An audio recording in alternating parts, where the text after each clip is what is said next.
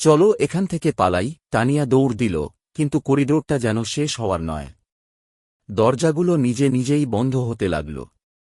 পেছনে শোনা গেল ঘুঙুরের তাল আর নাচের পায়ের শব্দ। নীহারিকা পিছন ফিরে দেখল দেয়ালের ছবি থেকে মালতী বেরিয়ে আসছে। তার চোখ দুটো কালো গর্ত, গলায় দড়ির দাগ।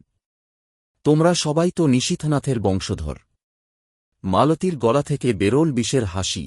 ওই জমিদার আমার প্রেমিককে হত্যা করেছিল, আমাকে জোর করে বিয়ে করেছিল। আমি আত্মহত্যা করলে ওরা আমার দেহটা পুড়িয়ে এই বাড়ির নিচে পুঁতে রেখেছে। এখন প্রতিশোধের সময়। রাজের হাত ধরে টানল মালতী।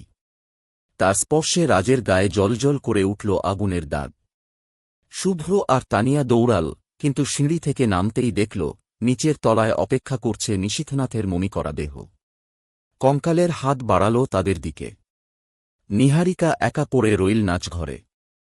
মালতী এগিয়ে এল, তুমি বাঁচতে চাও? তবে বলো, কে তোমাদের পাঠিয়েছে? নীহারিকা কাঁপতে কাঁপতে স্বীকার করল, তাদের পরিবারই নিশীথনাথের বংশধর।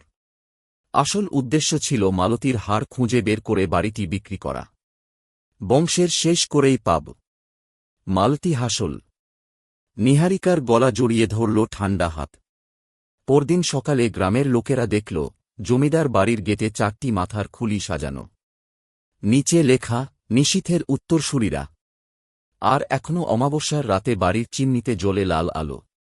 মালতীর নাচ আরও দ্রুত হয়, কারণ অভিশাপ কখনো থামে না।